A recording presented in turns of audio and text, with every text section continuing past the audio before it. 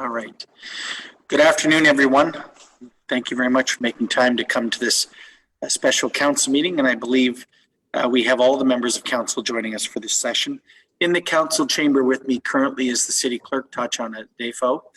Joan Thompson is on a conference call and will join me shortly. She's on with the provincial government on a couple of items. So we'll leave Ms. Thompson to that for now. The first item is declarations of pecuniary interest and the general nature thereof. Okay, seeing none. Item 3 is a report of the committee of the whole in-camera session. And there was one scheduled and occurred earlier this afternoon. And there were 3 items. All 3 of them were advice subject to solicitor-client privilege, including communications necessary for that. And on each one of them, direction was given on the item that was discussed. Seeing no further information on that, we'll go to item 4, which is orders of the day. Resolution 4.1 is the City of Stratford Economic Recovery Task Force update. And their staff recommendation is that the report entitled City of Stratford Economic Recovery Task Force update be received. Councillor Ritzman, Councillor Henderson, discussion? Seeing none, all those, Councillor Bunting, you had a question? Yeah, just a bit of a concern. I've heard from a couple of citizens with respect to the banners that were, they were sanctioned by council at the last meeting, and there was some questions that I couldn't really answer, and I wondered if Joni would be able to comment on the banners. And there was some other discussion, I think, about the paintings as well that were going to be on the boardwalks, and perhaps some information from Joni would help. Joni? Sure, thank you. Through the chair, the answer to the question twofold. The first one is the art installation, and that is a project included in the boardwalk project. It provides for installation of local artists. Those local artists are paid. The art is installed on very, very thin, sort of a metal-like substance that is bolted to the patio boardwalk. It does not intrude into the boardwalk in any way. The group that has pulled this together has received over 600 submissions. So we have a lot of wonderful things to be proud of in this community. It's a smaller adjudicating committee of local artists that are choosing these installations. And they're meant to beautify, if you will, and highlight and pay, which is key, pay local artists in this community. The concern with respect to the banners, there was a bylaw and a discussion at the last council meeting that would allow for businesses to hang banners or have banners on the boardwalks. That would impede this art installation project. So the task force and the city initiatives team did have some concern about that and had asked if council would relook at that and consider that. There were a couple other components of that bylaw, so I would, through the chair, turn that over to the clerk for more information, but we would ask that be looked at. The second piece to this is the spirit of the patio boardwalks are not to promote any particular business. So allowing one business to advertise its sort of wares, if you will, on those boardwalks is not in the spirit of the project. And so we would ask that council take a look at that again. Thank you very much. Councillor Seven, then Councillor Ingram. I guess I had a couple things. So the first is, do we know the exact width of the walking space on the boardwalks? Do we have that information? So through the chair, not in front of me, but I can certainly get you that. It would be part of the engineered stamp drawings that were provided by MTE, but I'll make sure you have that. Okay, thank you. I guess my concern is I don't think it's more than 6 feet by any means. My concern, I guess, generally speaking, is not to be a downer on it, is that if all the patios have people sitting right up to the border of the boardwalk, and there's no way to be 6 feet from as you're walking by. So I guess what I'm saying is there certainly wouldn't be any way to be 6 feet away from somebody sitting while you're looking at the art. So I guess that's a concern I have. Thank you. Councillor Ingram. Thank you. Yes, I just wanted to echo some of the comments from Councillor Bunting. The BIA actually discussed the banners at our meeting last week, and they also had concerns about the banners taking away space from the art project and advertising individual businesses on a project that should not benefit individual businesses, but is more to be a more broad project for the core. So they also requested that we reconsider that decision. Anything further? Okay, it's been moved, I believe, and seconded to receive the report. All those in favor? Opposed, if any? That carries unanimously. Item 4.2 is a resolution, City of Stratford Economic Recovery Task Force Patio Boardwalk Project, and the report is there. Mr. Delovic or Mr. St. Louis, is either one, or Ms. Gerber? Anyone wish to speak to that?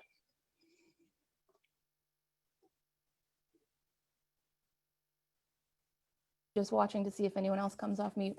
Through the chair, I'll just highlight a couple of things in this report. So we wanted to take a real fulsome approach in our response to some of the council queries that were presented last Monday.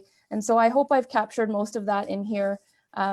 There's some specific detail. I know one of the councillors asked for how many businesses had applied and how many had been approved, and those whom had sort of withdrawn their applications, and others that had some infrastructure and location issues. The other thing we wanted to highlight here for you is the following businesses that have received standard patio patio permits to operate for the summer. So they're listed here as well. I did also want to mention that we've really looked at outdoor dining as a complete project. So when we say al fresco dining, we mean the tables installed in Market Square, the tables installed in the Memorial Gardens and on Tom Patterson Island. I would also like to mention, so Ms. Moore from Madeline's and Councillor Ingram brought forward a concern that some of our businesses had outside of the core, that many of the task force initiatives were focused on our businesses in our core area. And we ebbed and flowed a little bit and acknowledged that had been an unintended oversight, and the city's forestry team through Quinn Malott and Mr. St. Louis were able to provide city-owned picnic tables to those businesses. So there are 8 businesses that are in receipt of a maximum of 5 city-owned picnic tables through the end of October to create outdoor dining in their parking lots. So, overall, there are multiple options for outdoor dining in this community. 37 food businesses, food and beverage service businesses have either a direct view or are within a 2-block radius of either the Market Square or Memorial Gardens. So there is very close proximity for all of our food and beverage businesses within the core to be able to offer their patrons outdoor dining options, including the boardwalk patio project. So I'll go back to the chair for any other questions, but that was the purpose of this report, was to really provide council with the entirety of the outdoor dining project and the background and the process that we took.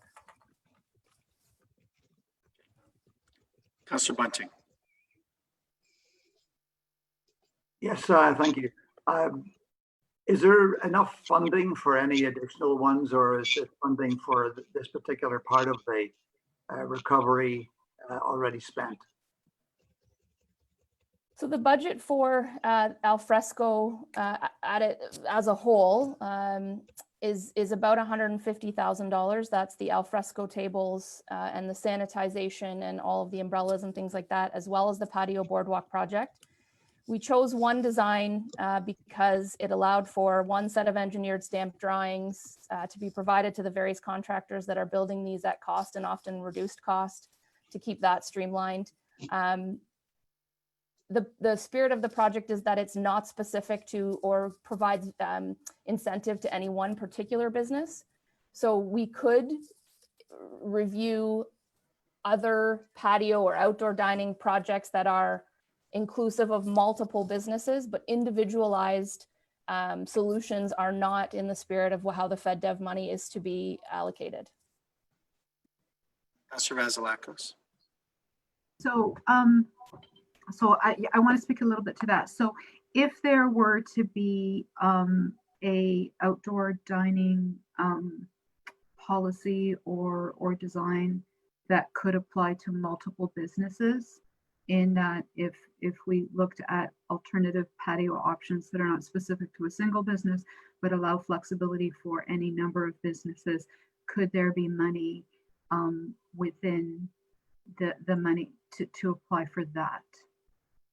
So the short answer is yes, and the flow of funding is the Destination Development Group, which is part of the task force volunteers. They are the adjudicators, if you will, of how the funds are spent once they're deemed eligible for FedDev funding. So if there was a project that was, to your point, Councillor, that was inclusive of many and could be applied to multiple businesses, that group would certainly look at it and work with the city initiatives team to ensure that it was met HP, pH, and all of those kinds of things, and then could be implemented, yes.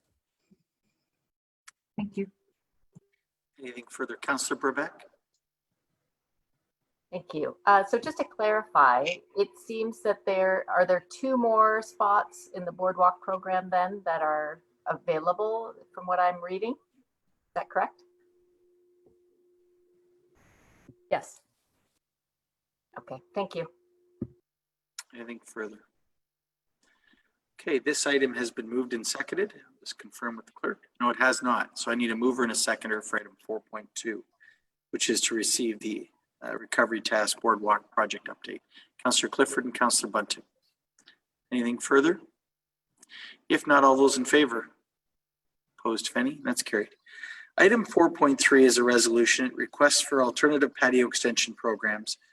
And there is 2 individuals who have expressed an interest to speak today, Ann Campion being one and Larry McCabe being the other. If we could make a motion that they both be heard. Councillor Ritzba and Councillor Ingram. All those in favor? Opposed, if any? And I'll start off with Ms. Campion. And then when Ann's done, we can have some Q&A. And then if we will then move to Mr. McCabe. So Ann, are you there? I am. Can you hear me? Yes, thank you. Wonderful. Through the chair, thank you, Mayor Matheson, city councilors, city staff, Ms. Gerber from the task force, and Invest Stratford, who I see is here today, for this opportunity to address you. I wish to note my gratitude for the work of the task force, city staff, and councilors for their added workload in an effort to support the economic recovery of our community as a whole. I am so very grateful for the many quick pivots and the advantage that my fellow business and restaurant owners have had with the addition of extended patios. I join them in the hope for their continued success and growth as we navigate these days and the months yet ahead. We are all aware that this path is and has taken its toll on each one of us. As many have said, this is a marathon and not a sprint. I'm also grateful for summer music, street side live, outdoor theater, and all of the other initiatives that are being brought to the table by the task force and many others.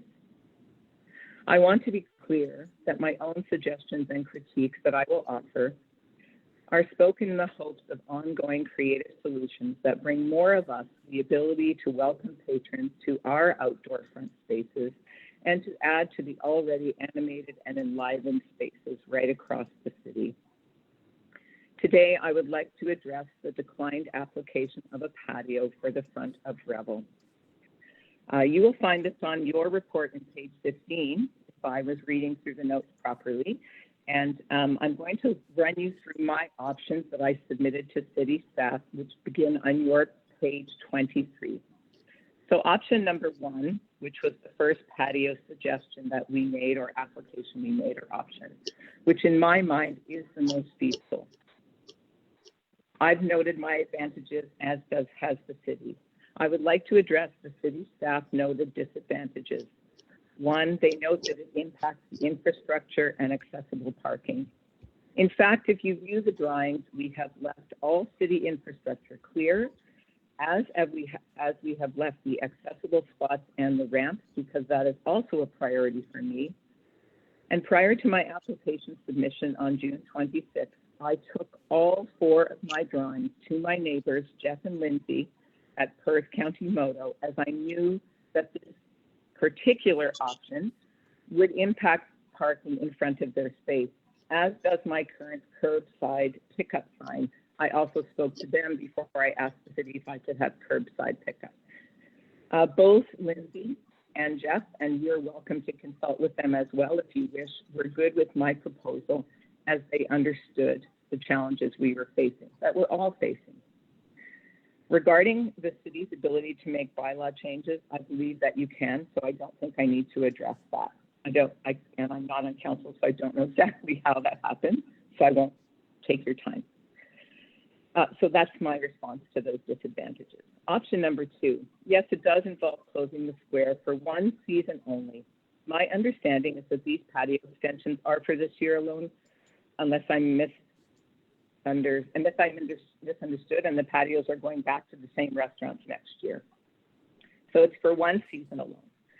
Market Square was closed for 6 months for construction, and during this time, many weeks my customers had to come in via the back step. That 6-month closure cost Revel $60,000 in losses, and all of the work to recoup that loss was my own. I had 0 financial assistance, and it took me a full year of working dang hard to get that $60,000 back. I was an ardent supporter of the square, and I continue to remain so. Transit could continue up Wellington as it did during the construction of Market Square, and it could drop passengers at the side of City Hall. This second option, so my option 2, would gain Revel 12 seats if we were able to close the parking altogether. It does not address the accessibility challenge, and so for that reason, that's why it was not my first option, it was my second. Option 3 and 4, I would agree, are the most problematic, but I was seeking to offer as many solutions as possible in the hopes that one would have been approved. Option 4 is the one I would definitely not support myself, as it impedes access for the quick grab-and-go customer, and most importantly, interferes with each piece of city infrastructure that is in the front of Revel. And I would add, it is not the city's fault nor Revel's that I have every single piece of infrastructure that's available in the city except for a fire hydrant, but that's how it is. And so I'm wondering if we could just be creative together. So we would be united that number 4 is not a great option. I would like to address the note multiple times there are al fresco tables nearby in Market Square. Yes, this is definitely true. It is also true that it has been stated clearly that these tables are not just for dining and not for any one restaurant to have access to use, but rather they are for anyone in our city who wants to spend time downtown, a city shopper who wants a break from retail shopping, someone who just wants a place to rest and hang out with a friend, now that they can hang out with friends, someone bringing their own picnic with their family downtown and not using any of our restaurants. So this note is not helpful for those of us who have been declined patios. My hospitality colleagues could also send their customers to the al fresco tables. We all wish to have patios in front of our spaces to serve our customers who like to spend time at our businesses. Setting up our own patio enables it to be a reflection of who and what Revel is. It can reflect our aesthetic. It can reflect the way we do customer service. It reflects our ability to assure the safety of our customers, because I'm hyper vigilant about cleaning. My staff would tell you this. And more importantly, for me, it opens the option of our cups, our own cups to be used, and lessens the environmental footprint of the single-use compostable cups that to date the city is not permitting us to put in compost, even though mine are not lined and are fully compostable. I sadly cannot address the $2 or $5 million insurance question, as I have not had time to ask about this, and reading the report was my first opportunity to see and understand why Revel had been declined. I have had no contact from staff or the task force as to the reasons why I was declined my application, other than to note that staff and city initiatives team were going to look at other ways to address those who were declined patios. I have had no conversation or communication with staff since my email on June 26th, outside of expressing my concerns as to why I was declined. The note regarding Revel has a back patio. That is also true. Other restaurants have had patios that are now extended. My back patio can only fit 9 people. Restaurants with existing front patios have been approved for extended patios. I celebrate their additions. Please hear that I do, and I am happy for them. But I struggle with why others of us have been declined. The risk of advantaging some while disadvantaging others is very real, and it can cause a set of not being all together in our city, which is so important that we are all here for one another. Back to option 1 and why. Overall, I would like to draw the attention of councillors and city staff to Cafe TO and the variety of solutions they have come up with in Toronto. This is not a one-size-fits-all model. We cannot only have one type of patio. If you were to grant us access to have our patio in the parking space, I would suggest that this gives the most access to pedestrians to walk and shop freely at our retail shops and not just sit at any of our patios.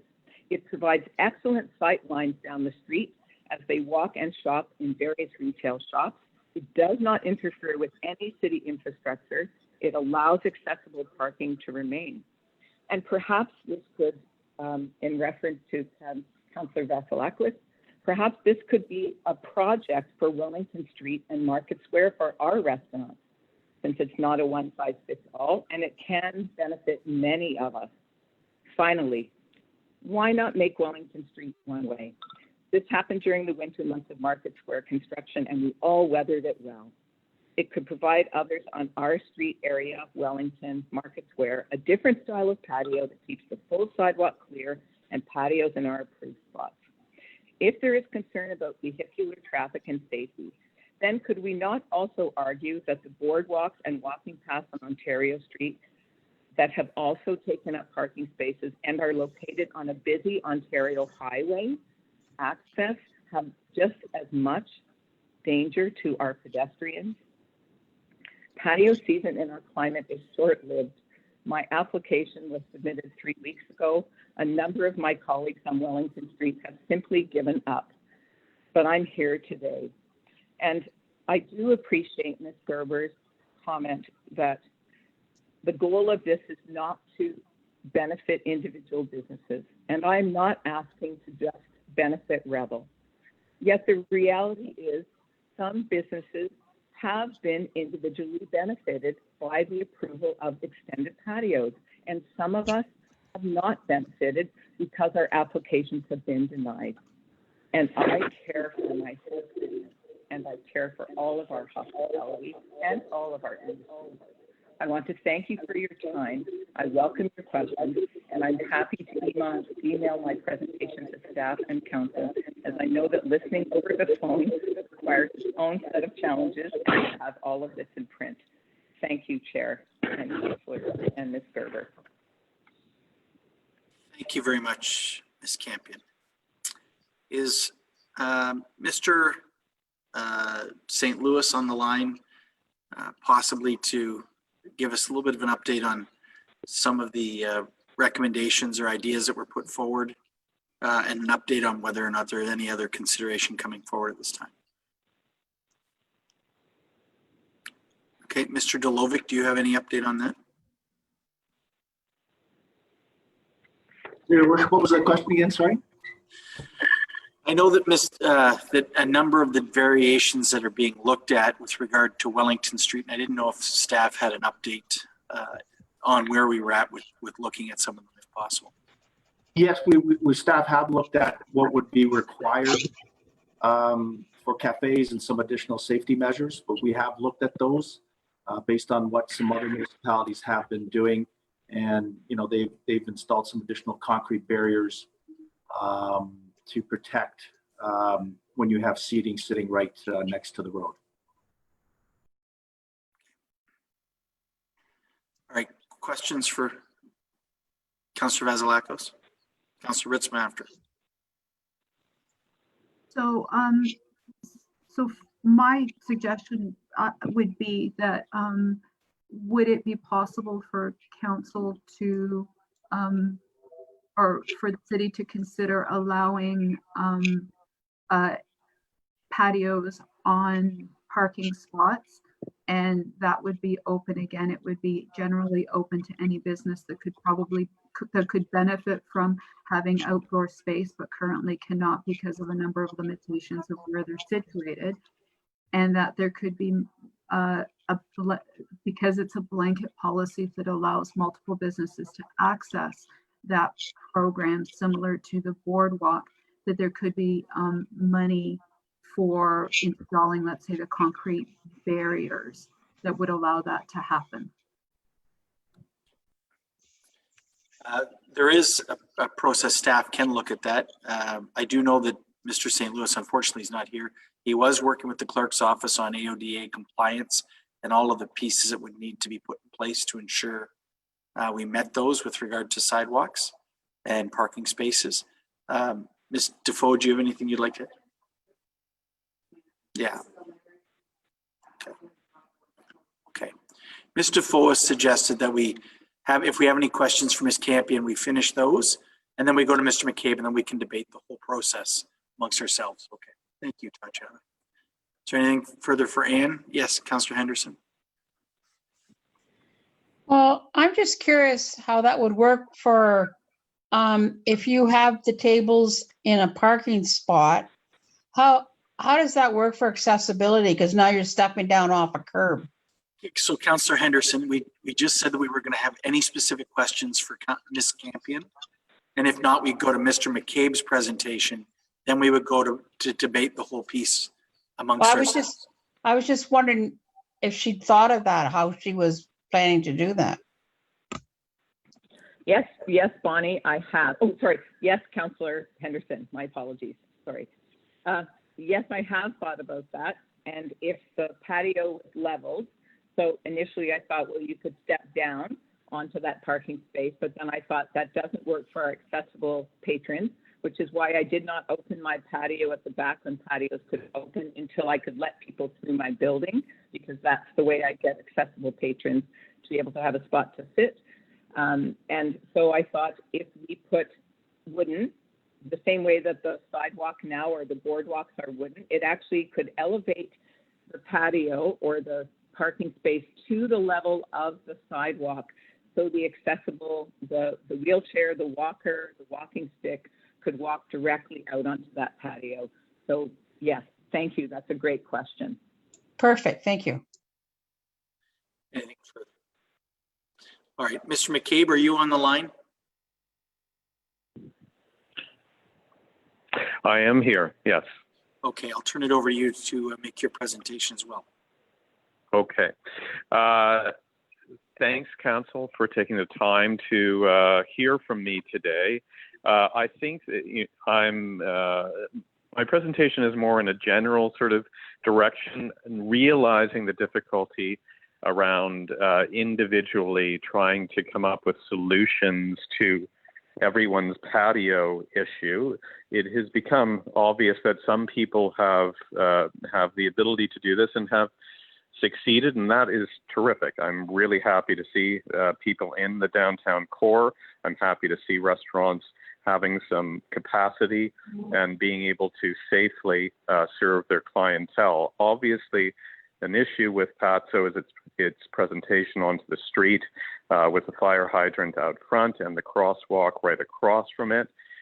We originally had attempted to look at having something in Memorial Gardens, which we thought would be a fantastic presentation and also fairly close as a sort of ad hoc solution for us to get to scale.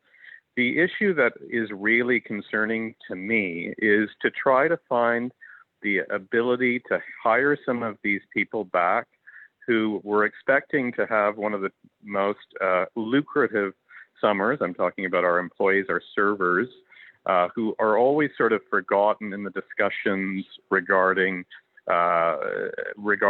the outdoor dining. It's nice that there are tables in the market square and throughout the park system, But without having enough tables that we are individually serving and giving them an ability to make money, these servers, most of them women, most of them who have, children, they have houses and mortgages just like everyone else.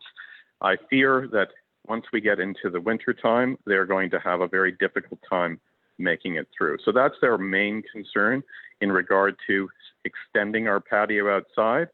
And it has something to do with what they have expressed to us about their own concern regarding indoor dining. We will be opening at Patso and the pizzeria with socially distanced dining as of Wednesday. However, there are a number of people who have indicated that they do not feel comfortable as servers working in the interior space. So really in this process, at the beginning, I had publicly very much called for a closing of the streets in the entirety around the downtown core to allow for tables and chairs to sort of spill out into the street as much as possible, making it a more European sort of feel. I still feel that that is the best solution to get to scale here, because there are other issues that are coming up in my discussions with other operators, particularly in the accommodation sector. When you only have maybe 200 patio seats available throughout the downtown core, it is hard for people to make decisions to stay overnight in B&Bs and in hotels because they are having difficulty finding places, other things to do, particularly dining options in the sort of peak period. So I'm really looking to see if there's a way to scale this up for these next couple of months in order to get some income through these businesses, which are going to be very challenged to make it through the winter without it. The most recent idea that we had on the walkway beside Patso obviously is not an ideal solution to the problem, but even 6 tables would be enough if we were able to open, say, 7 days a week, to have somebody employed or even 2 people employed on a full-time basis and making a similar kind of income to what they would have in the summertime in a regular kind of season. So I understand that there's tremendous issues around liability and safety and public safety, but I really truly believe that if we could come up with something a little bit larger, we would have a large impact on the local economy and hopefully keep some people employed as we go into the winter time. Thank you. Any questions from Mr. McCabe? Councillor Clifford, Councillor Ingram, Councillor Ritzman.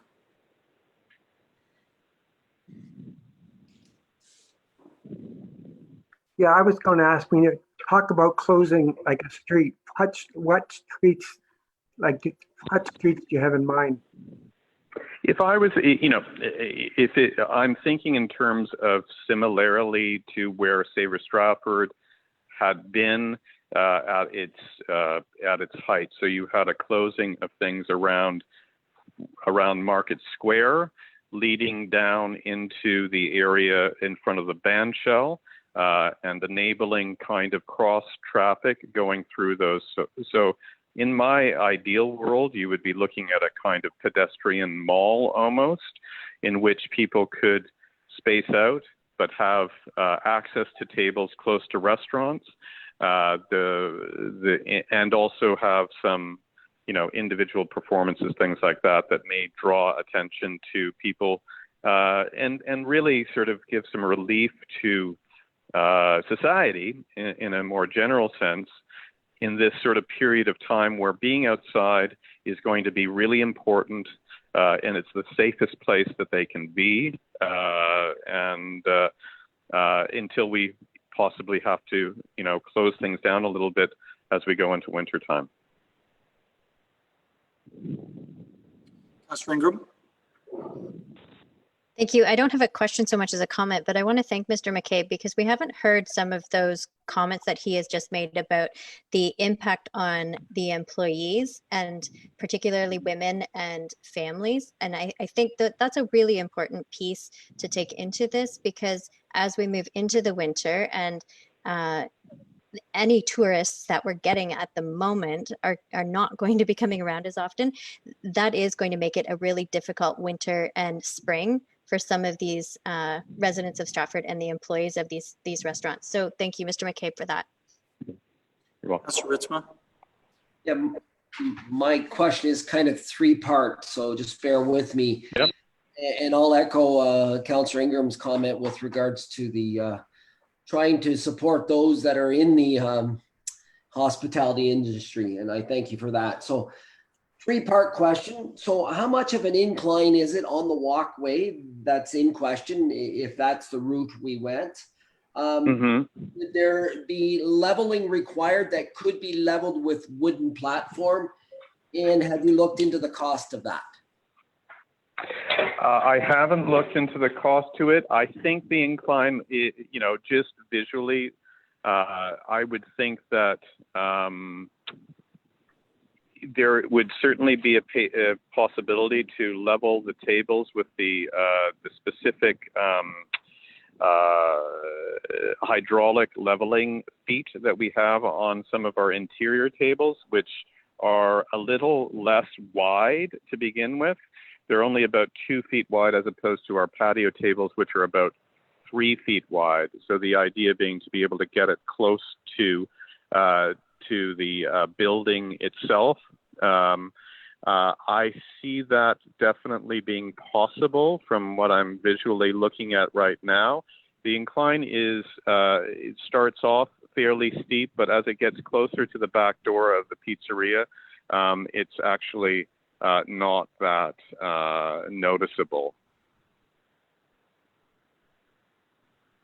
Councillor Ritzma.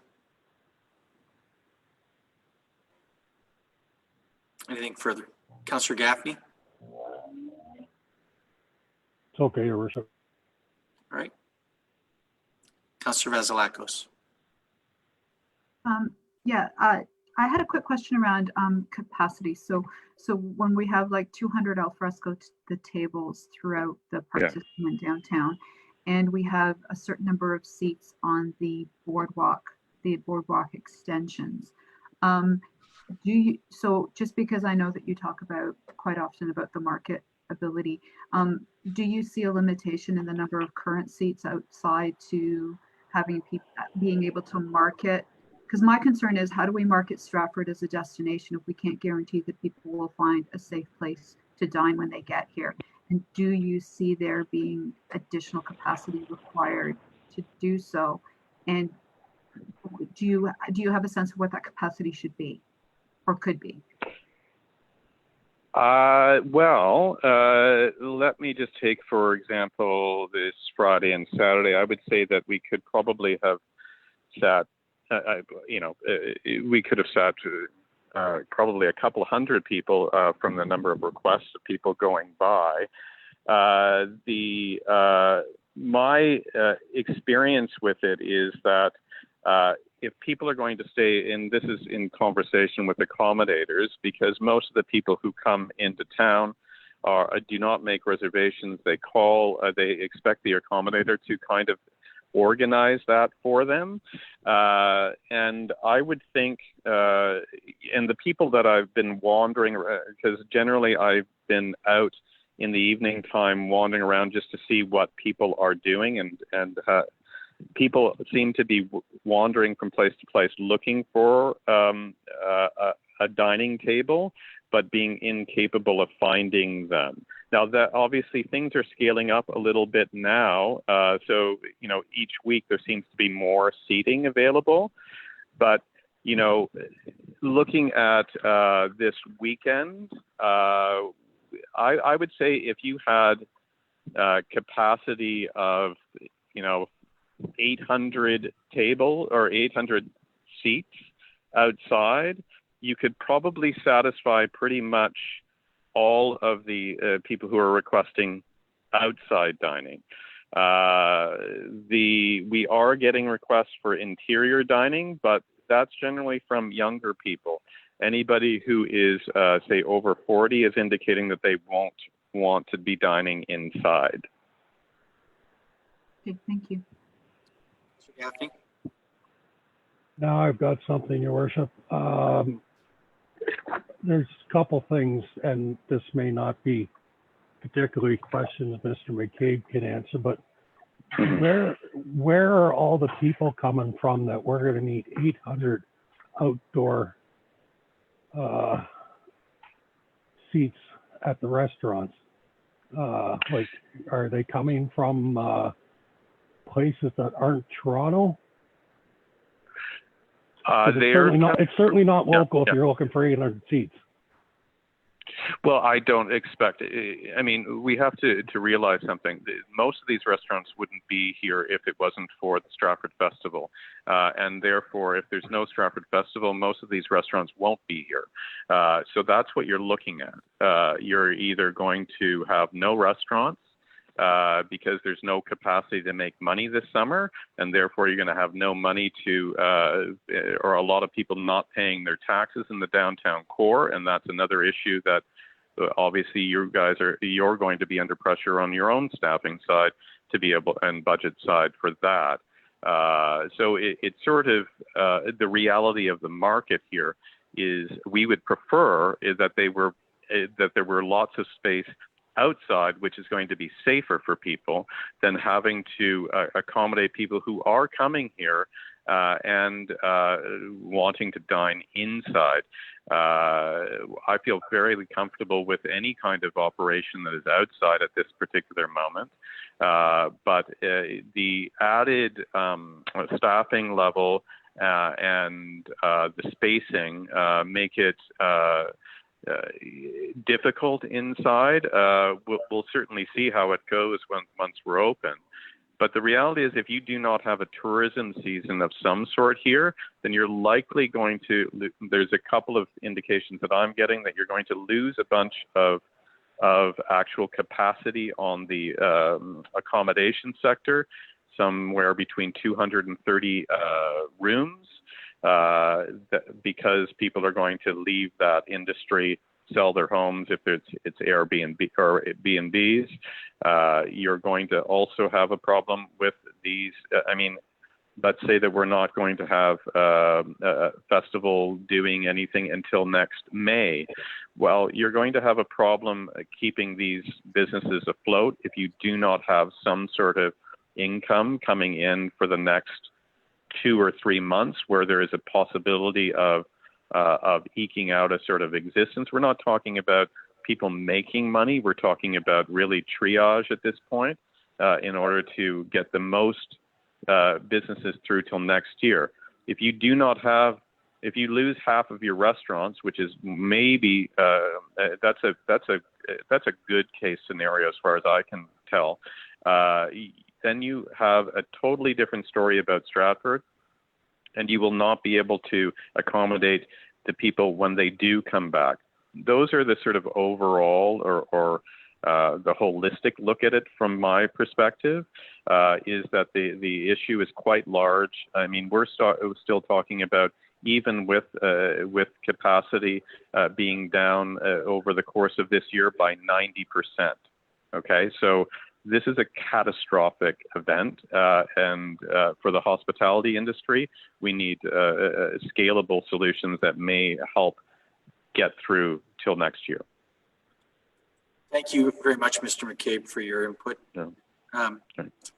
If there's no other questions for Mr. McCabe, then we'll go back to council on this item. Is there any further questions or direction council wishes from staff?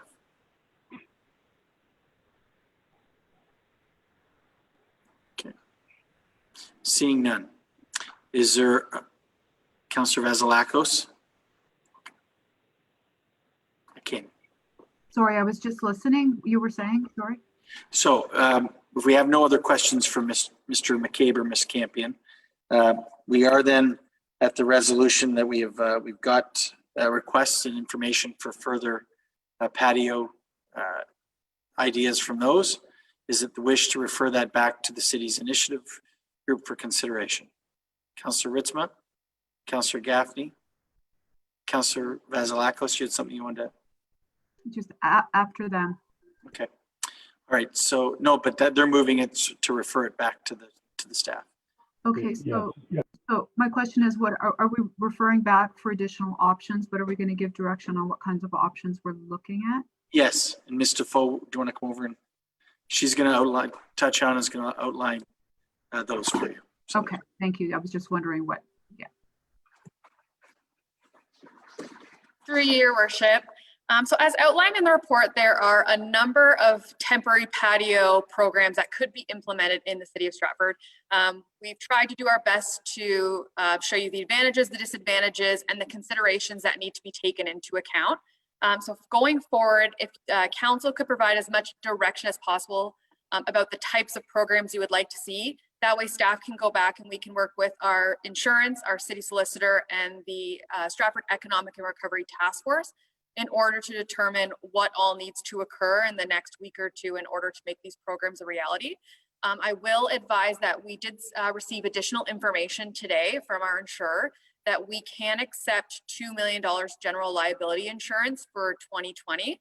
Going forward, if these programs were to continue, it would be $5 million. But given the current situation, even with these additional programs, $2 million could be sought. I guess the high level programs that could be implemented are the patio actually being installed in the parking spaces. A really easy option could be permitting the patios over the sidewalk adjacent to the building next to the restaurant. And they could also include the boardwalk if we still reach that 20 number. We could do a road closure, but that would require additional components and we would need to speak to our Director of Infrastructure and Development Services and determine the best approach for that. But as much direction as council can provide for these temporary programs, then we can develop all the parameters and start preparing any agreements.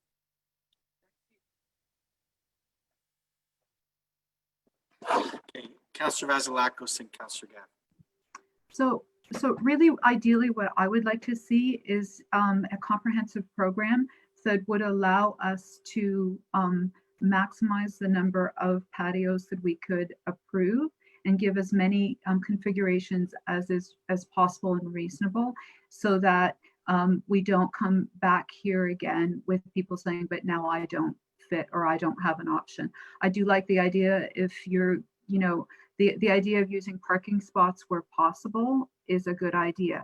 Using the walkway beside your frontage, if you're friendly with your neighbor, that those are all very good ideas. So rather than picking and choosing, what I'd really like to see is a plan where we maximize the options that are available for businesses so that no one gets left out, provided all of the safety considerations can be taken into account.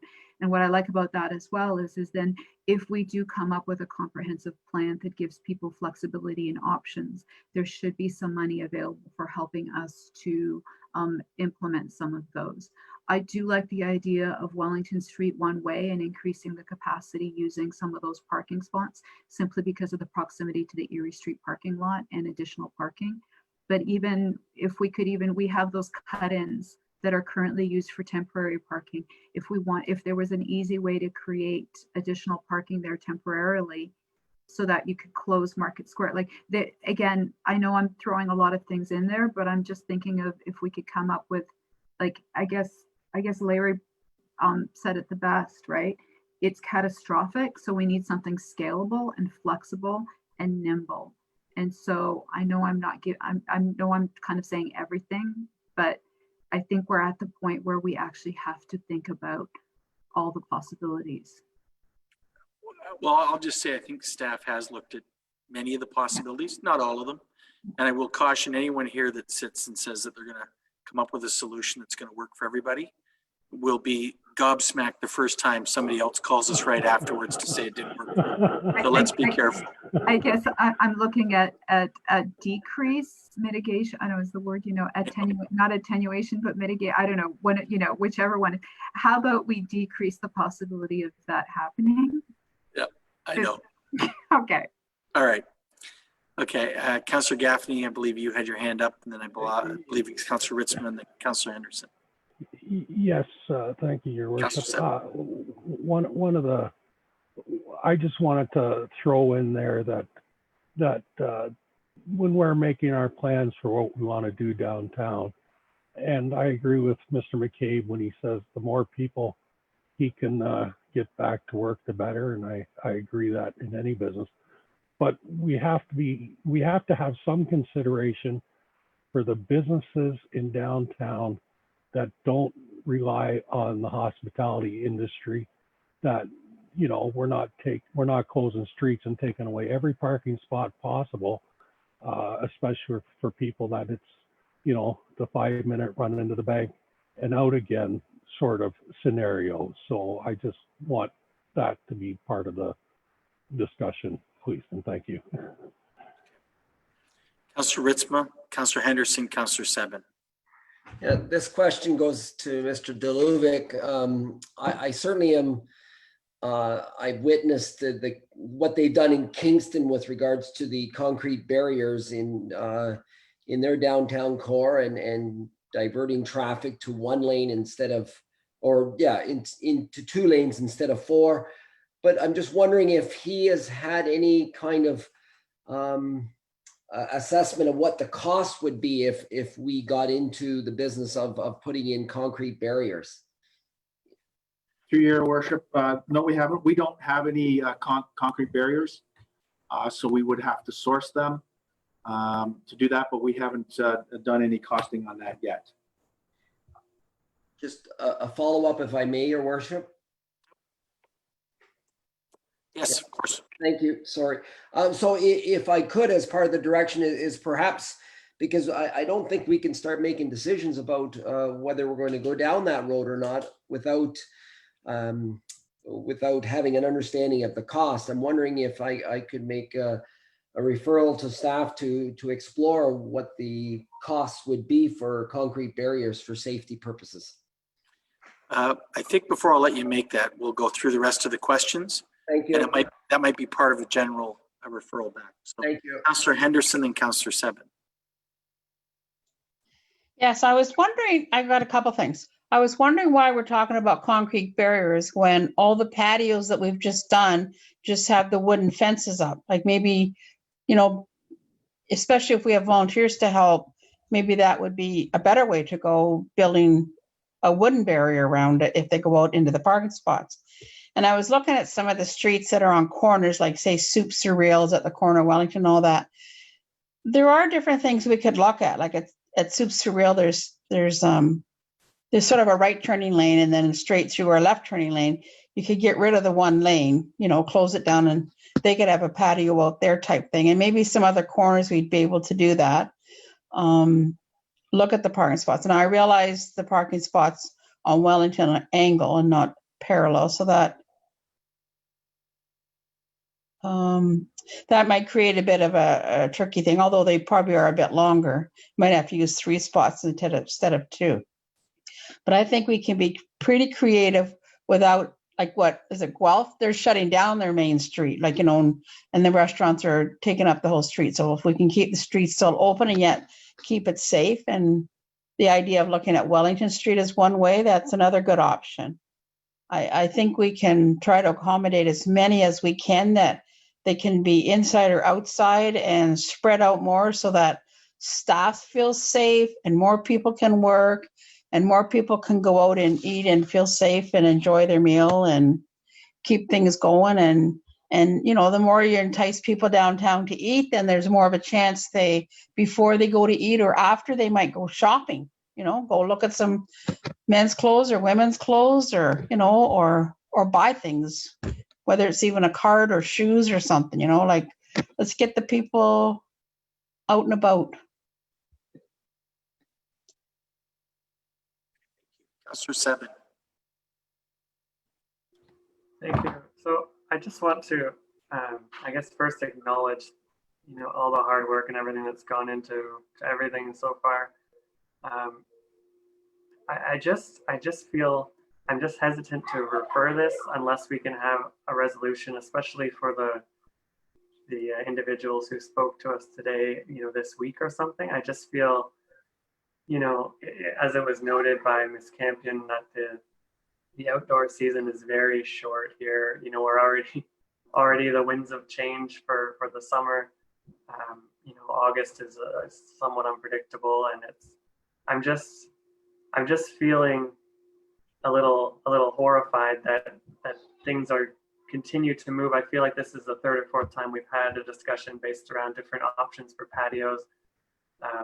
We have good intentions, but I'm just really concerned that we're moving too slow, even though we're really trying. And I don't know if the solution is to push this to have another special meeting this week, or if the solution is to hash the details out right now, or if we need to defer authority to somebody to be able to make these decisions and changes without council. I'm just worried that the committee speed isn't good enough.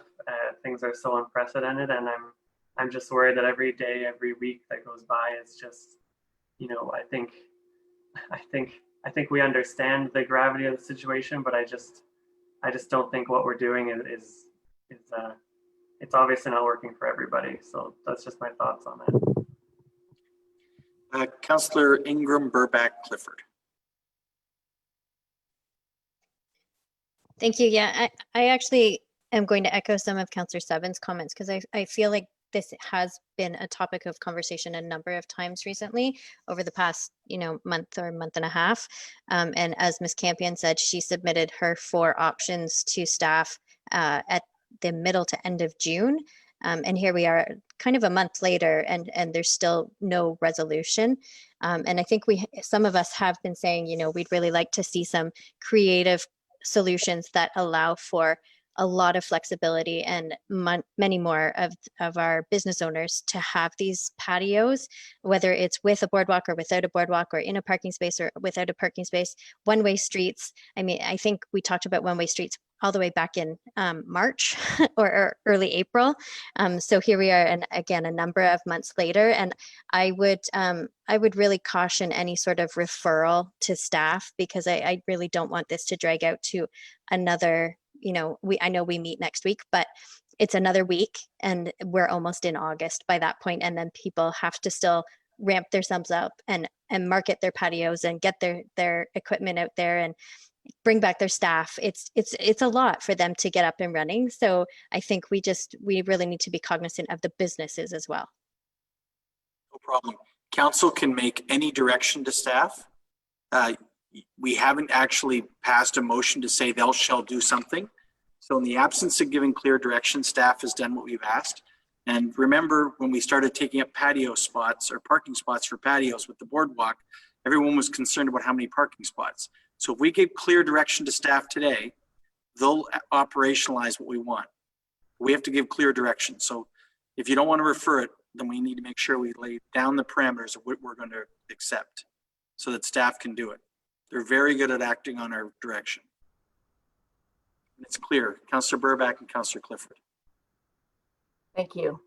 So I would like to make a motion that we would go ahead and allow patios to be placed onto parking spaces in the way of option 1 of that Rebels presented, where the patio space could be right in the parking spaces, and then perhaps individual cases can work out those details.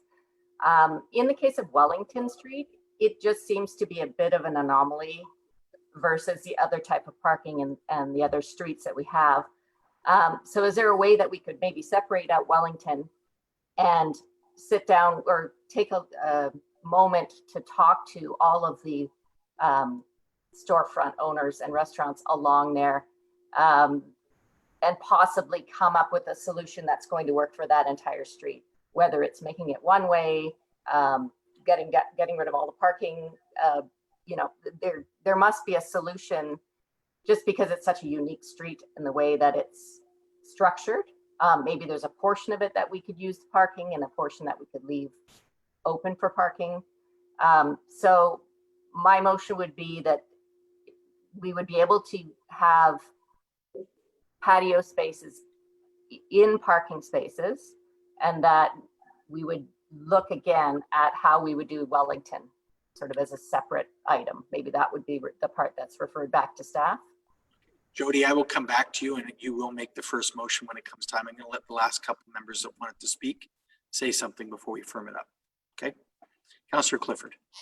Yeah, what I was going to add, I agree to have the tables on in the parking spots, but like Councillor Henderson brought up earlier, I think there has to be boardwalk there. And Councillor Henderson's also correct that we had a boardwalk either on Market Square or on Wellington Street. We don't need cement barriers. We can do the exactly what we've done in Ontario Street. So I think that would simplify the whole thing. We could authorize staff to allow it in parking spots on the Market Square with the coffee shop that we heard, and that we have a boardwalk there. I don't know about the cost of this and who's going to pay for this and how we're going to pay for it, but I think if we gave staff that instruction, and if that would work on Wellington Street also in the parking spots, but I think to have people come over a curb, I think that could cause a lot of problems. And we have the insurance, but the fact is, if it's over the 2 million, it's the city of Stratford that's responsible. So I think if there's a boardwalk there and a wood barrier like we have in other places, it would help everybody. Anything further? I would just say that if we're going to pass a motion, the motion should be that we would permit parking in or admit patios and parking spaces, and that they need to be AODA compliant and follow the city's insurance requirements. That would be the motion. Now, couple things you need to realize. First of all, there needs to be engineered drawings. So before this just happens, we'd have to get engineered drawings, and we'd have to line up contractors to build them and get them in place. So I want to make that clear that it's just not going to, you say it today, it doesn't happen tomorrow if you do that. And I know the volunteers worked very hard, and they've been very good to find contractors to build all the ones to date, but we will have to do that. So, Councillor Gaffney. And it'd be nice to know the source of financing for this. If it's, if there's task force money available or whatever. And Miss Gerber, if you're on the phone, I don't mean to put you on the spot, but can you tell us where you're at with your amount? Yes, of course. So through the chair, we have, I'm going off easy numbers here because I don't have it in front of me, but we have about between $95,000 and $125,000 left to the end of December. Echoing the mayor's comments, it's important that council acknowledge that the boardwalk design you approved back in June had between 2 and 3 weeks of prep time attached to it. So we had collaborated with Saba, we had sourced through local suppliers the materials based on a standardized design. MTE and their team had done the drawings to match the design that was approved. And we had eager and enthusiastic volunteers, and I don't speak for them. However, I serve at the pleasure of this group. They do not, and we will have to ask if they are able to accommodate the capacity for coordinating this additional component of the project. They're great individuals, and I'm sure that they will do what they can. But I do want to point out to Mayor Matheson's comment that to agree to this today and to have the city initiatives team review it for AODA compliancy and HPPH's approvals could be 3-4 weeks. I'm giving you the farthest down the road timeline. From a money perspective, I would just encourage, we'll have the destination development group look at it. Absolutely. We would not want to leave anyone out if we can avoid it. And I don't think we have up to this point, intentionally or not. It will also mean that there are other projects we won't do. So the engineering, as an example, will be a few $1,000s. We did have Siskins and Ms. Lombardi draft all of the licensing agreements, so there will be some amendments to those required. So we could be $20,000, $30,000 before all of this is said and done. Thank you. Councillor Vasilakos, Councillor Ingram. So I'm okay with the motion that has been proposed as it is, but can we also add that I mean, I think another easy solution is allowing for patios to extend to adjacent sidewalks, and that wouldn't require, it's just another component that would allow us to get to a quicker expansion of some businesses. So there may be some businesses that don't want to use a parking spot, but would benefit from using the adjacent businesses, the frontage, if possible. So could we add that within this one, or do we need a separate motion? No, we can do that the same. That's fine. Yeah, because that, again, flexibility. Okay. Councillor Ingram? Thank you. So just so I'm clear, the engineering drawings would be something that would be done through the task force, and it would not be up to the individual property owners, because I think that, you know, the curb height is different from location to location. So the engineering drawings would actually change from location to location. And Well, the reason that's the only way they're available for funding is if the task force does it. Okay. So if it's going to take a little while for that, I'm wondering, are we able to go back to Ms. Campion and Mr. McCabe and see if that would be amenable to them, because they're here to speak on behalf of the hospitality industry. I'd like to know what their thoughts are on that. I think they're here to speak on behalf of their own businesses, not the hospitality industry. So okay, that's fair. I don't want to have them give us an opinion and have somebody else feel they got disenfranchised. Sure. Councillor Beattie. Oh, go ahead, Councillor Ingram, go ahead. Are we able to ask them if that would work for them, being that they're here to speak? Sure. Mr. Foe, can you unmute? Ms. Campion, will, if you're still there, you can go first. Hi. Hi. Hi. Thank you, Mayor. In terms of the option for where Revel would have its patio on its sidewalk, it actually covers. Can you hear me? Yes. Yeah. Yes. It's my computer said I was muted. It actually would cover all city infrastructure and make the accessibility ramps not accessible. So the sidewalk option for Revel is the worst. That's why it was my option number 4. My best one is to be in a parking space. Sadly, that's why that one size fits all option is a challenge for some of us on Wellington and Market Square. Because I think that's the same for Red Rabbit. I think Oyo also had hoped for theirs on a parking space. So I don't want my patio to be at the cost of someone's accessibility needs. And also the quick grab and go is really difficult when they have to walk through the patio. And I will still have a quick grab and go. Maybe it still is a no. Can't work for Revel. Larry, are you there?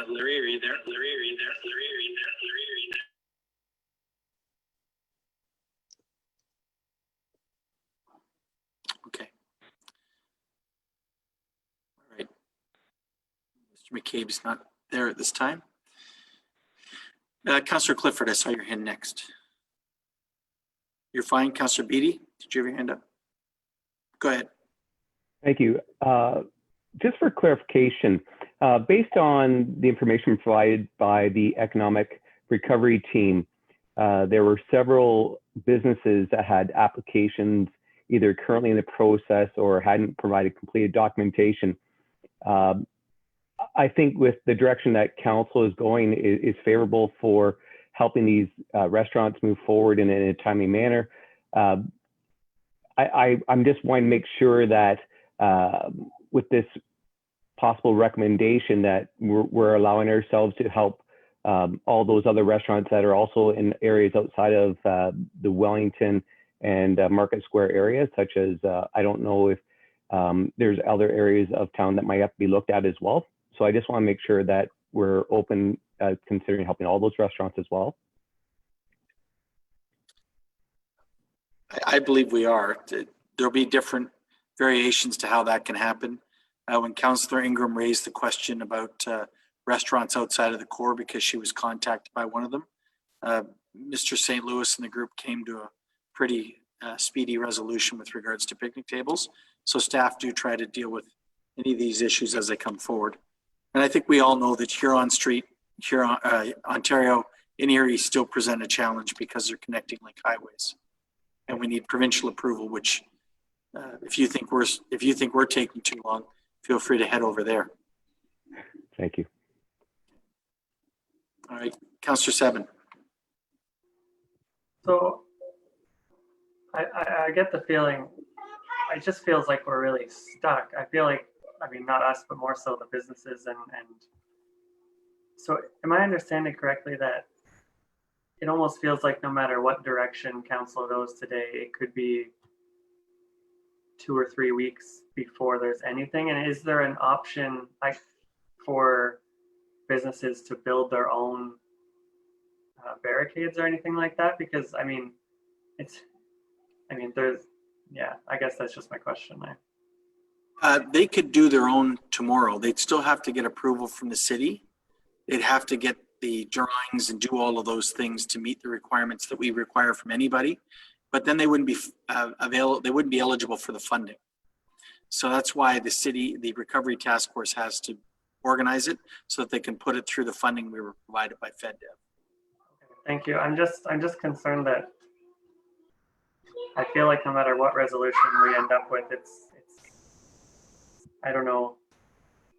And I guess I'm not, and as I said, all the hard work from everybody. It's just, I'm just expressing my general, I guess, frustration with the situation with the pandemic and everything, and the way that I feel like we're stuck no matter what we do at this point. I appreciate it. Councillor Vasilakos. So does anything, I mean, we have part of the resolution is to allow for patios on the parking spots provided they're AOTA compliant and meet the guidelines of HPPH. We're allowing it on adjacent sidewalks if they get, if they work out permissions with the adjacent businesses, and we can refer the patio, the patio pop-up, they're called pop-up patios and parking spots, to the task force for funding. Is there any reason why a business couldn't decide to self-fund their patio immediately and provide us with diagrams and have it done if we do it that way? Like, is there any reason why we can't do it parallel? Sure. Okay. If you find a restaurateur that wants to spend money on this right now, that'd be great. Well, I'm just if there's someone that's willing to do it and wants to move a little faster, there's nothing in our motion right now that precludes that from happening, right? They don't have to go through the task force if they don't want to. Yeah. That's all I just want to clarify. So to Councillor Seven's point. Yeah. And the only challenge will be is that if they do it on their own, they are completely ineligible under the federal rules for the funding. So yeah, understood. I just wanted the clarification. Okay, no problem. All right, Councillor Gaffney. And even if they did go ahead and put their own boardwalk in, it would still have to be approved, inspected and approved by the city, would it not? Yes. Okay. So they're not saving any time, probably. So Ms. Defoe, do you feel confident to come over and read the motion back? So I'm going to have Tatiana read the motion back. It's moved by Councillor Burback. We'll need a seconder after she does so. So I'll turn it over to Councillor or Ms. Defoe. Through you, Worship. It is my understanding that the motion is that the city permit patios to be installed in parking spaces, subject to the patio being AODA compliant and all insurance and health regulations are followed, and that patios would be permitted adjacent to a restaurant over the sidewalk, subject to the permission from the property owner being obtained. Anything else on that? Councillor Seven? I just wanted to, so the referral motion is no longer on the floor, is that correct? It was going to refer it all back. Instead, we're just going to deal with this all in one. Okay, and then, thank you. And then my follow-up is there a way, I'm not sure what the term is, but to have this so it's through today so that we don't have to wait a week for it to be Staff will start acting on it, and if need be, if they need anything further, we'll have a special meeting. But I think this is clear direction that they can proceed and operationalize this one. Thank you. Councillor Ritzman and Councillor Vasilakos. I would second that motion. If you Thank you, Councillor Vasilakos. Do we need part of that motion as a referral to the Economic Recovery Task Force for possible funding for businesses that may want to take advantage of that? I think they can work on that with Ms. Thompson and the city's initiatives team. So that's okay. So there's no need for it. Okay, thank you. That's fine. Anything further? Councillor Seven? I guess just speaking to Ms. Campion's points, does this, I'm just asking, sorry, will this then address those concerns, or this, because this still would make option one that was proposed not approved? Is that right, or would we handle this after, if we wanted to, after this motion? As I understand it, option one would not be on the table, but the other ones would be, could be operationalized. Councillor Vasilakos? Could we approve option one for Revel just as a separate approval? Like specific to that business? I know we're trying to come up with something that can be. Council can do whatever they wish. Okay. Councillor Burback. I would second that as well, just because then things could go ahead. Also, for the amount of city infrastructure in front of Revel, it does make them a special case. So I think it would be good precedent to let them go ahead with that design. Okay, so let's deal with the first motion before you go back to option one. Okay. It's been moved by Councillor Burback, seconded by Councillor Ritzma. It's with regards to permitting patios and parking spots, AODA compliance, HPPH approved, insurance being put in place, staff to operationalize, refer to the Economic Recovery Task Force for funding, and to fund in that manner. Councillor Henderson. All those in favor? Opposed, if any? That's carried. The second motion was by Councillor Vasilakos, seconded by Councillor Burback, that option one in the report attached as it relates to Revel Cafe be approved. Subject to the property, the adjacent property owner's approval. That's correct, Councillor Burback, you second that? Okay, discussion. Councillor Clifford. Yeah, I was going to ask about the compliances. Is it going to have to be compliant and have a boardwalk and all the other, what the other ones would have to have? It would have the same requirements because that's required under the Act. Thank you. All right. Seeing no other hands, all those in favor? Opposed, if any? That's carried. Thank you. All right. Before we go to the confirmatory bylaw, I do understand there is some new business. So I have Councillor Gaffney, Ritzma, Ingram, Bunting, Seven, Vasilakos. I will refer my comments to Councillor Richmond. Okay. So thank you, Your Worship. So I want to compliment the city staff on an outstanding hazardous waste drop-off day this past Saturday. Certainly a large amount of unwanted product didn't go to the landfill site. So congratulations to the staff. Certainly there was some traffic concerns and some challenges for the patrons of the Stratford Farmers Market. And I know we have some time between now and the next date of August the 26th to address those challenges. So I just didn't know whether a referral would be required for them to maybe sit down and look at some of those challenges, maybe sit down with Stratford Farmers Market and see if we can address some of those challenges prior to the August 22nd date. I don't believe there'll be as many people taking part this time, or the next time I should say, because there has been some delay of previous hazardous waste days. But certainly I would like to refer it back to staff for them to take a look at the procedure and see if we can just address some of those traffic and safety concerns. So, but once again, I'll end where I began, a tremendous successful hazardous waste day. Thank you. Mr. Delovic, I do know you're on the line. Your staff, Adam Ryan and his crew, did a great job. I'll leave it to you. I take it to just take this back and do a review of the situation and make any improvements where necessary, correct? Yeah, through Your Worship, thank you. I mean, it was our highest attended hazardous waste day that we've ever had.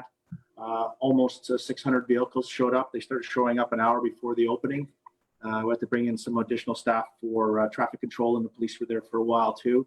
So yeah, there were some lessons learned about telling people to get over to the right-hand side, but there was, as we had people out there, we were directing them, letting them know that they could still get access to the market.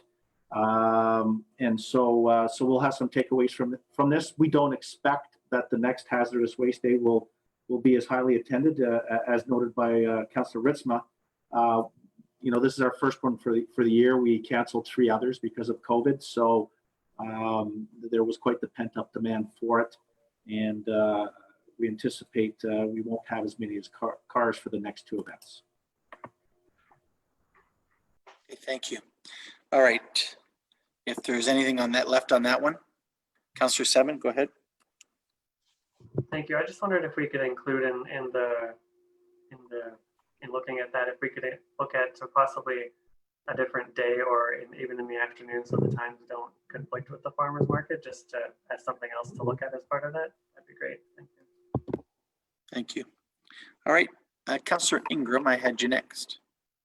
Thank you. So I'm glad Councillor Ritzma brought that up because I did have a couple of messages about that myself. I have 2 other items. The first one is parking enforcement. So at our BIA meeting last week, it was noted that there are a number of people parking for many, many hours every single day in the same spot, and very, very few tickets are being issued. It's my understanding from Ms. Defoe that we've had 29 tickets issued from the beginning of April until the current date for parking enforcement. So I'm wondering if we could start to encourage more parking enforcement, especially in the core and on bike lanes. I have noticed that there have been a number of cars parked on the newly installed bike lanes on Foreman Ave and Fraser Drive as well on a regular basis. So if we could start to ramp up our parking enforcement, that would be helpful. Looking at Ms. Defoe and Ms. Thompson, and I guess you'll work with the parking enforcement. Ms. Defoe, did you want to speak to it?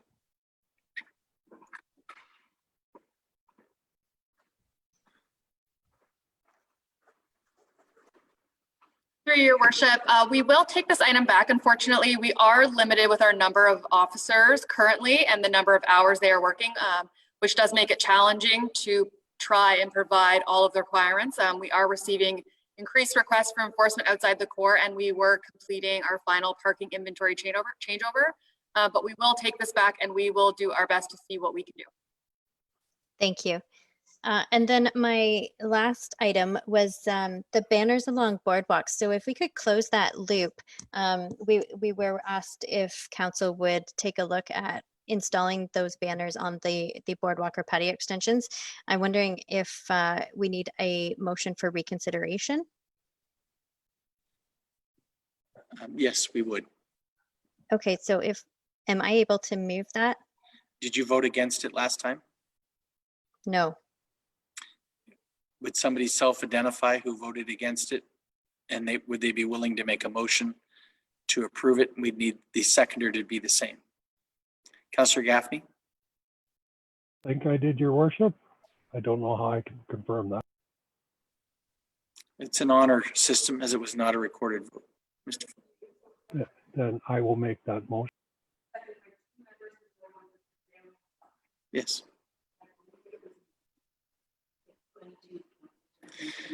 Okay, so according to the clerk, it was unanimous last meeting, so all of you would qualify to be the mover and seconder. So I will make that motion then, please. Seconder, Councillor Gaffney. All those in favor? You have our 2/3. There you go. You can reconsider and you can make a motion now. So there were a couple of different pieces in that motion. Some of them were related to curbside pickup and drop off items. I'd like that to remain in effect, but I'd also like to suggest that we deny having banners along the boardwalks, and that way it leaves it open for all of those art installations. Seconders, Councillor Bunting. Discussion. Councillor Vasilakos. I'm just curious whether that includes the inside railing of the patios, because there's the boardwalk piece and the where the art installations are going to be, but then there's also the fencing that the businesses have put up where they would be able to put banners up, or just does it include any of the patio extension surfaces? Just for clarity. So if I may, it would be my intention that it would include all of the patio extension space. I think that, you know, most businesses have their facade signage, and then they'll have their curbside drop off and pick up if they're doing that. But I think it should include all of the patio space. Okay, thank you. Thank you. All right, so Councillor Ingram, you've moved that. Seconder. Councillor Bunting had seconded. Anything further? Not all those in favor? Opposed, if any? That's unanimous. All right. Councillor Ingram, is there anything else? No, thank you. I'm done. Councillor Bunting, then Sebin, Vasilakos, and Henderson. And Clifford. Thank you, Your Worship. My piece is about summer music. Just a little note for all my fellow councillors and staff and anybody who's listening in on this, that tonight is the opening night of summer music. It's being live streamed via YouTube this evening from 7 o'clock till about 8 o'clock. A number of artists will be performing, some of them live from Revival House and others will be pre-recorded. So if you go to the Summer Music website, there'll be a link there to the YouTube channel that you need to be on. Getting to the barge is going to be running Friday, Saturday, and Sunday from next weekend right through till August the 21st. 23rd of August. Accordingly, I would like to make a motion with respect to the barge that staff be directed to set up the barricades prior to 2 p.m. on Friday, July 24th, which close Lakeside Drive from vehicular traffic from Waterloo Street to Queen Street, and that staff continue this practice each Friday until Friday, August the 21st, subject to any future council's decisions regarding said road closures. The reason for this motion, just by way of explanation, is that I would anticipate that a number of people, because the barge will move slowly up Lake Victoria and back again, each one is an hour, so it'll go from 2 to 3 and then it'll go from 4 to 5, that there'll be a number of people who will want to walk along with the barge or ride their bicycle along with the barge in order to hear the entire performance, as opposed to waiting just for a certain limited period of time in which they can hear what's going on. So accordingly, that's why I've asked for this particular motion. Thank you.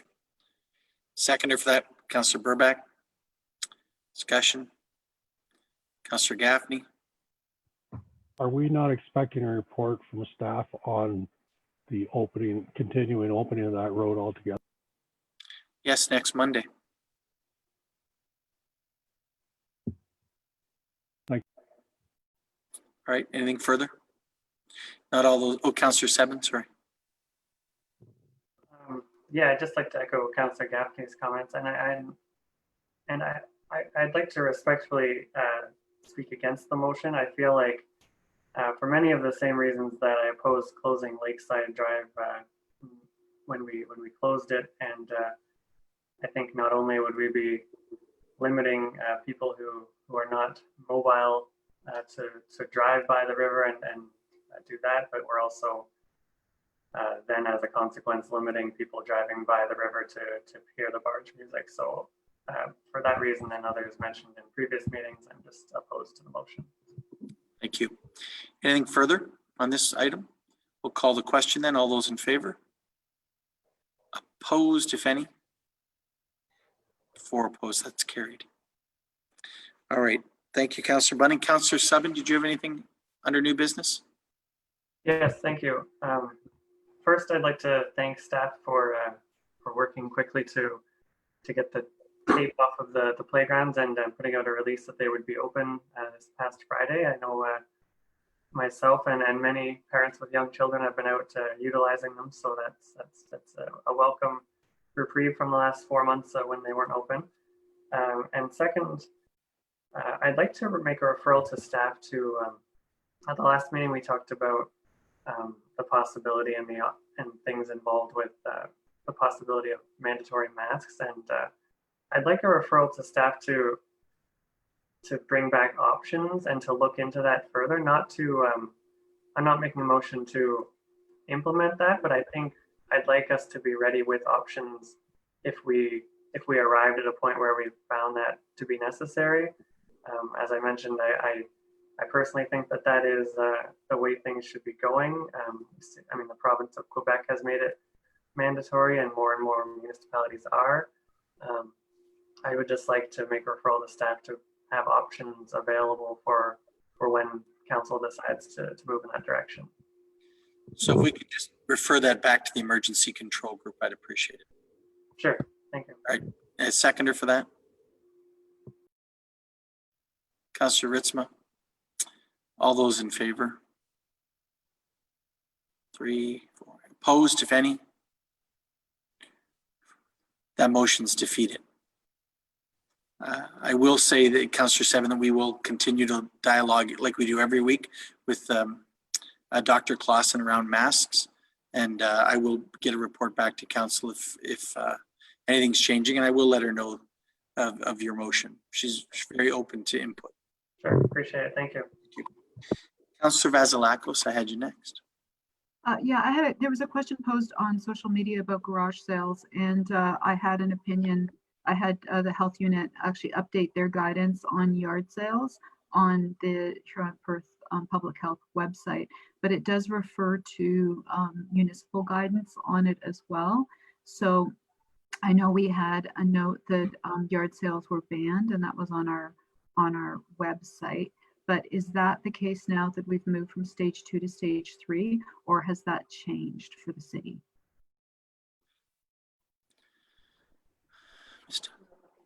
Yeah. Okay. Ms. Thompson and Ms. Defoe have suggested they would like to look into that and provide information to council.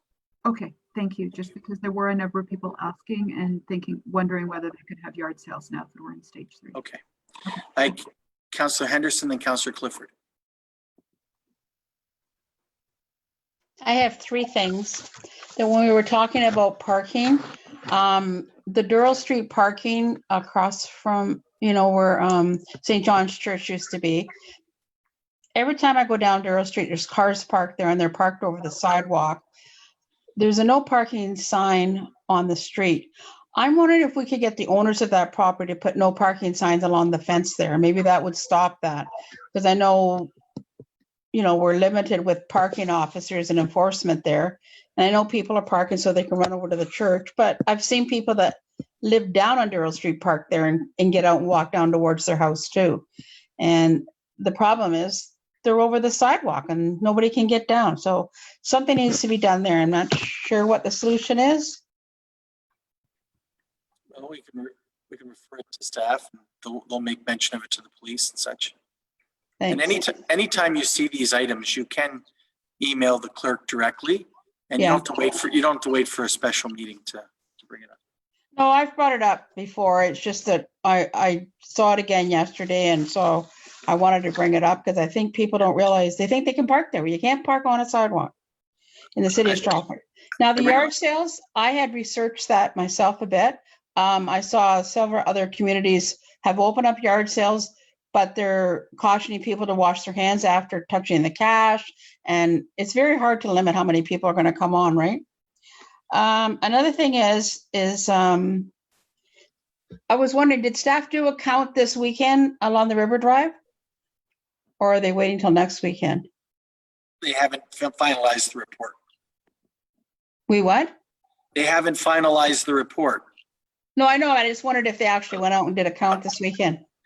They don't have the numbers here because they said they'd Okay. have it at the next regular council meeting.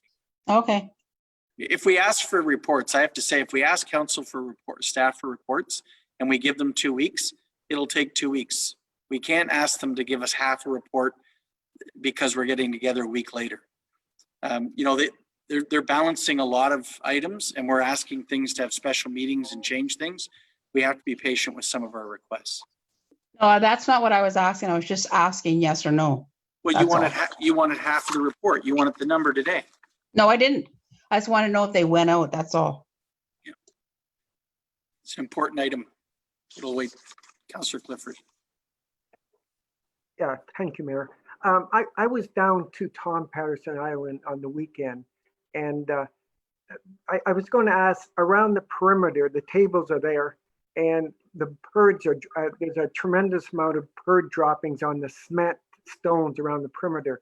I wonder if there's any chance it could be cleaned off periodically. That's one question. The other thing, I noticed the tables aren't secure and people are improving the tables. And are they planning on securing the tables on the Tom Patterson Island? We can refer both those items to the manager of Parks and Recreation, Mr. Malott. He can look into both of those for you. Thank you. Anything else under new business?